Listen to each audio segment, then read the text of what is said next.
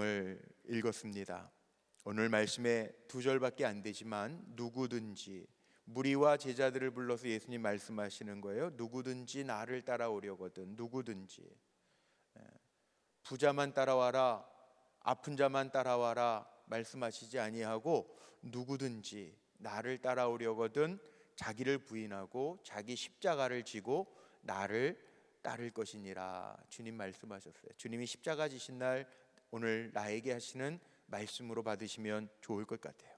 오늘 성금요일이죠. 우리 HFC 찬양단이 십자가의 전달자라고 하는 주제를 가지고 찬양을 불러주셨는데, 나레이션 하시면서 아까 제가 연습하실 때 잠깐 내려왔더니 우리 지휘자 집사님이 제가 지난 주간에 특별 새벽 기도회 인도할 때 나눴던 그 테마별로 순종, 기도, 축복, 동행 이렇게 나레이션을 준비했다고 하시더라고요. 정말 우리가 십자가를 지고 간다라고 하는 게 뭘까? 오늘 말씀을 좀 생각하면서 십자가의 전달자, 제가 제자라고 하는 시리즈를 가지고 세 번째 말씀을 오늘 전하고 있는데, 우리가 제자의 길, 하나님 앞에 부름받은 백성으로서 살아간다라고 하는 게 뭘까 생각해 보면 그건 죽는 겁니다. 그리고 다시 사는 겁니다. 죽고 사는 거예요. 물론 성경을 읽다 보면 우리가 생물학적으로 의학적으로 얘기하는 생명이 끝났다라고 하는 의미는 아니에요. 우리 기독교를 생명의 종교라고 이야기하는데, 우리가 생명의 종교라고 이야기할 때 우리가 영원히 산다 이야기합니다. 죽지 아니하고 영원히 사는 걸까요? 아니에요. 수도 없이 많이 장례 예배를 인도합니다. 제가 그렇게 믿음의 삶을 사셨던 분들을 기억하면서 천국 가셨습니다. 그리고 우리가 예배 드리는 때에도 장례 오신 유가족들, 아버님 어머님 소천하셔서 하나님 앞에 부르심을 받으셔서 가셨습니다. 그렇게 이야기하는데, 그러면 영원한 생명은 무슨 놀이동산 입장권 같이 자동적으로 들어갈 수 있는 거예요? 아니에요. 우리가 분명하게 기억해야 돼요. 생명을 얻는다라고 하는 것, 기독교를 우리가 생명의 종교라고 이야기하는 것은 뭘까? 하나님과 사귐이 있는 거예요. 하나님과 영적으로 호흡하는 것을 생명이라고 이야기합니다. 생명이 있다라고 하는 것은 생명 없는 상태를 내던지는 것을 의미합니다. 저는 목사이기 때문에 마지막 임종하는 순간들을 많이 봤어요. 96세까지 사셨던 제 할아버지, 친할아버지, 저랑은 초등학교 6학년 때까지 할아버지랑은 제가 같은 방을 썼거든요. 할아버지랑 제일 친한 손주죠, 제가.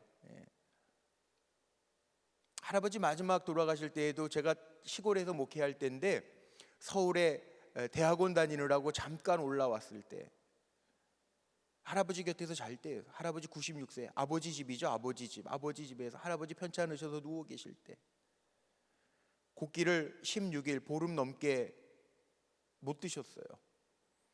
아침 7시에 천국 가셨는데 제가 마지막 순간에 기도해 드렸거든요. 임종 기도해 드렸거든요, 손주가. 근데 그 할아버지가요, 숨이 가빠지시는 거예요. 그런데 우리가 들숨이 있고 날숨이 있다고 그러잖아요. 근데 마지막 순간에는 숨을 그리고 들여 마시는 쉼이 없어요. 숨을 다 내뱉으시더라고요. 그리고 조용해지시더라고요. 우리가 산다라고 하는 건 뭐냐 하면요, 하나님과 호흡을 같이 한다라고 하는, 하나님과 호흡을 같이 하고 있다는 거. 여러분, 하나님과 호흡을 같이 하며 사시기를 바랍니다. 우리는 죽어야 사는 사람들이에요. 죽어야 사는 사람들. 주님이 십자가에서 그거 보여주신 거예요. 주님 죽으셨잖아요. 근데 다시 우리를 살게 하시기 위해서 죽으신 거예요. 이것이 성경의 비밀이고요, 이것이 하나님의 신비입니다. 우리는 죽음으로써 생명을 얻습니다. 사도행전을 잘 읽어보면요, 빌립의 세례 요한의 세례가 있어요. 그 세례는 물 세례입니다. 깨닫게 하는 것이고 고백의 세례입니다. 그런데 베드로와 바울과 같은 이가 받은 세례가 있어요. 우리는 성령 세례라고 이야기합니다. 성령 세례가 뭡니까? 하나님의 영으로 내 삶을 완전히 둘러덮는 것, 그걸 우리는 성령 세례라고 이야기하죠. 저는 오늘 그런 기도 많이 했어요. 하나님, 주의 영으로 나를 덮어주옵소서. 요즘에 마스크 쓰고 다니시느라고 불편하시죠? 저도 저녁마다 걷는데 마스크 쓰고 저기 뭐 이렇게 탄천변 뭐 이렇게 걷는 것도 계단 오르고 막 이러면 마스크 쓰고 걷는 것도 쉽지 않아요. 정말 좋은 곳이 하나 있어요. 제 비밀의 장소가 하나 있는데 어디냐 하면, 제가 여러분에게만 가르쳐 드릴게요. 교회 기도실을 거쳐서 올라가시면 옥상이 있습니다. 요즘에 날이 참 좋잖아요. 저는 옥상에 올라가서 걸어요. 아무도 없어요. 마스크 벗어도 돼요. 멀리서 오는 사람이 마스크 벗었다고 뭐 째려보는 사람도 하나도 없어요. 저밖에 없어요. 제가 목사님들한테도 안 가르쳐 줬어요. 제가 어디 가는지. 이 옥상이, 저희 교회 옥상이 너무 좋아요. 따뜻하고 요즘 참 계절이 좋잖아요. 이거 옥상 이렇게 올라가서 10바퀴 돌면 딱 20분이에요. 20바퀴 돌면 40분이에요. 제가 그냥 걷기만 하겠어요? 기도하죠.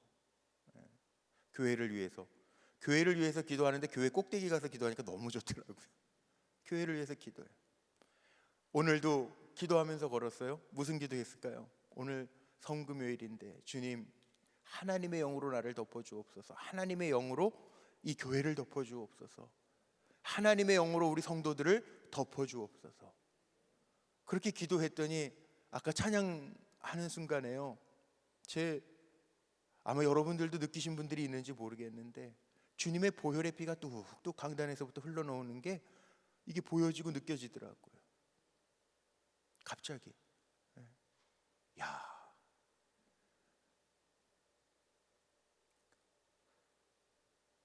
주님이 우리를 살게 하시려고 십자가에서 죽으셨지. 찬양 들으면서, 또 찬양 들으면서 축복하노라 찬양하시는데 그런 것 같아요.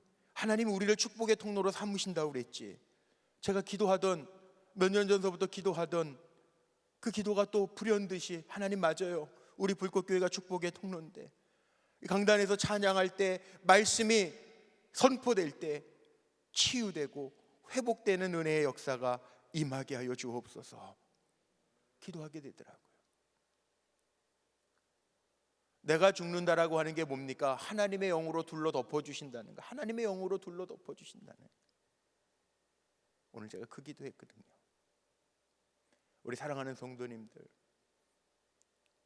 하나님의 영으로 둘러 덮어주셔서 다시 사는 은혜의 역사가 있으시기를 축복합니다. 제자는 죽고 사는 거예요? 뭐에 대해서 죽을까요? 죄에 대해서 죽는 거예요. 우리가 사는 날까지는 우리가 인간의 몸을 입고 있기 때문에 죄의 욕심들이 있을 겁니다. 죄가 있을 겁니다. 내 본성대로 살려고 하는 마음들이 누구에게나 다 있습니다. 그게 죄입니다. 죄 너무 어렵게 생각하지 마세요. 뭐 하마르티아, 뭐 벗어난 거, 죄라고 하는 거 쉽게 얘기하면요, 하나님 없이 내 마음대로 사는 게 죄예요. 자기 본성대로 사는 게 죄예요. 죄가 어려운 게 아니에요.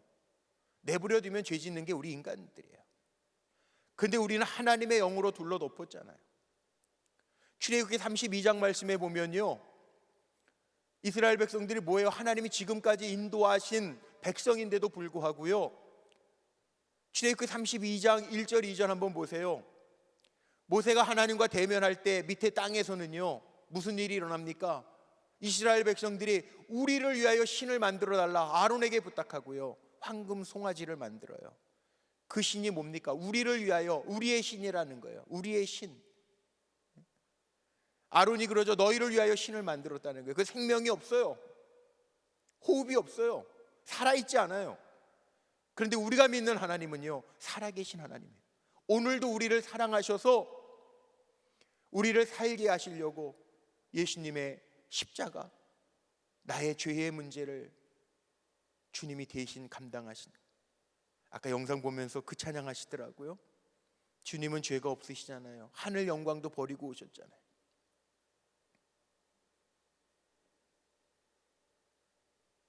예수님은 죄가 없는데 자아를 죽이시는 거잖아요. 자기를 죽여 우리를 살게 하신 거잖아요. 우리도 마찬가지죠.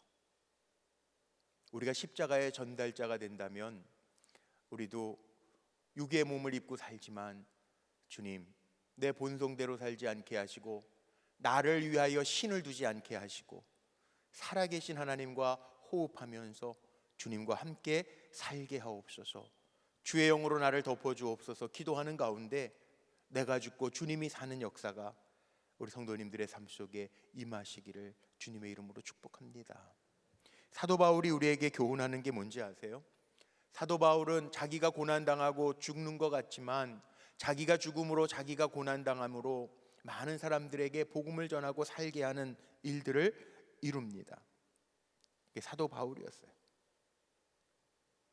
자기는 죽는 것 같은데 자기가 죽는 자리에서 오히려 주님이 세워줬다는 거예요. 요즘에 미얀마 사태 때문에 기독교 신문이나 또 우리 감리교회 교단 신문들 보면은 뭐 미얀마 사태 평화를 위해서 기도를 촉구하고 한 끼 금식해 주세요, 이런 기사들이 났어요. 미얀마가 어딘지 아십니까? 옛날에 우리 버마라고 그랬죠. 버마. 우리 버마 사태 있었었잖아요, 예전에. 그런데 뭐 요즘에 아이들도 죽고 쿠데타 때문에 지금 뭐 내전으로 난리가 나서 교단에서도 그렇고 기독교계에서도 미얀마 평화를 위해서 기도해 주십시오. 근데 미얀마에 대해서 저도 잘 몰라요. 그런데 어느 기사를 보니까 우리나라보다 먼저 복음이 들어갔더라고요. 우리나라는 1885년 4월 5일 부활절에 뭐 공식적으로는 1885년 4월 5일 부활절에 아펜젤로와 언더우드 선교사가 제물포항에 입항하면서부터 기독교가 열려진 걸로 우리나라 136년 된 걸로 나오잖아요. 그런데 미얀마라고 하는 곳은요 1813년 우리나라보다요 훨씬 더 앞섰어요. 복음이 들어갔어요. 미국 선교사 아도니람 저드슨이라고 하는 사람이 처음 선교사로 들어갔더라고요. 언더우드와 아펜젤러가 들어갔던 것처럼. 근데 그 사람의 이야기를 보니까요, 그 저드슨이라고 하는 선교사가 미얀마에 들어가서 7년 동안은 언어 배우고 그 다음에 그 문화 생활을 익히고 그리고 7년이 지나서부터 드디어 그들에게 복음을 전하기 시작했다는 거예요. 성경 번역을 해서 소책자로 만들어서 전하기도 하고요, 교리문답서를 만들어서 전하기도 했는데 그 전하면서 아내가 죽어서 또 새로운 아내를 얻은 것 같아요. 두 아내 다 잃어요. 6 자녀도 미얀마에서 다 잃어요. 버마에서 다 잃어요. 때로는 영국과 버마 전쟁에서 스파이로 몰아져가지고요, 누명을 써가지고요 감옥에서 2년 동안 보내요. 그런데 미국 선교사 저드슨이라는 미국 선교사였다. 아도니람 저드슨이라고 하는 미국 선교사라고 그랬잖아요. 버마 미얀마 가가지고 37년 동안 선교 활동하면서 미국 본국에는 딱 한 번만 갔다 왔대요. 6 자녀도 잃고 재혼도 했었는데 2 아내도 다 잃고 자기도 버마에서 미얀마에서 죽어서 그 땅에 지금도 묻혀 있대요. 그런데 놀라운 것은 그의 37년 동안의 선교 활동을 통해서요, 자기도 죽어서 미얀마에 묻혀 있지만 그가 세상을 떠났을 때에는 그 미얀마에 63개의 교회가 세워지고 저를 통하여 7,000명의 세례교인이 있었다는 거예요. 지금은 오늘날에는 제가 미얀마 전체 인구를 얼마인지 모르겠지만 기독교인들이 그 미얀마에는 지금도 300만이나 있대요. 처음 들어가서 선교했던 저드슨 선교사, 아도니람 저드슨 선교사 그 한 사람으로 인해서 지금 300만이라고 하는 기독교인들이 기도하고 있다는 거예요. 저는 그 글을 보면서 이런 생각이 들더라고요. 그래, 하나님의 말씀대로구나.